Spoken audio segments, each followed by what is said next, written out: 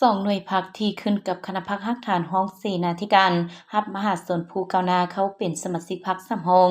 โดยอิงตามกฎระเบียบพรรคประชาชนปฏิวัติลาวสมัยที่11ระบุไว้ในหมวดที่1มาตราที่2ข้อกว่าด้วยระเบียบการรับสมาชิกพรรคใหม่ในตอนเช้าวันที่21พฤษภาคม2025ที่ผ่านมานี้อยู่ที่สโมสรกองบัญชาการทหารแขวงพงษาลีหน่วยพักทหารสายแดนและหน่วยพักอบรมที่ขึ้นกับคณะพักฮักฐานห้องเสนาธิการกองบัญชาการทหารแขวงพงษาลีรับมหาชนผู้ก้าวหน้าเข้าเป็นสมาชิกพรรคสำรองโดยการเป็นประธานของสหายเลขาหน่วยพักแต่ละหน่วยมีบรรดาสหายคณะหน่วยพักและสมาชิกพรรคสมบูรณ์สำรองเข้าร่วม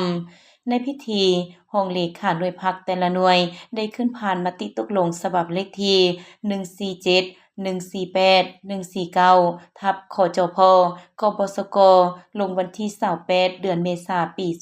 2025ว่าด้วยการอนุมัติมหาชนผู้ก้าวหน้าเข้าเป็นสมาชิกพรรคสำรองจำนวน3สหาย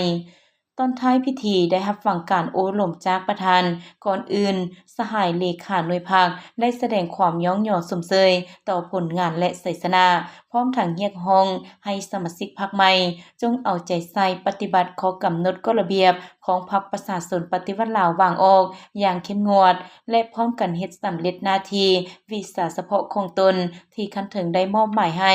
เป็นแบบอย่างที่ดีในทุกขบวนการเวียกงานให้แก่มหาชนต้านและสกัดกั้นปัญหาปรากฏการณ์ยอดท้อต่างๆให้หมดไปเทื่อละกาวเพื่อเฮ็ดให้หน่วยพรรคกลายเป็นหน่วยพรรคปลอดใสเข้มแข็งและหนักแน่นขึ้นไปเรื่อยๆ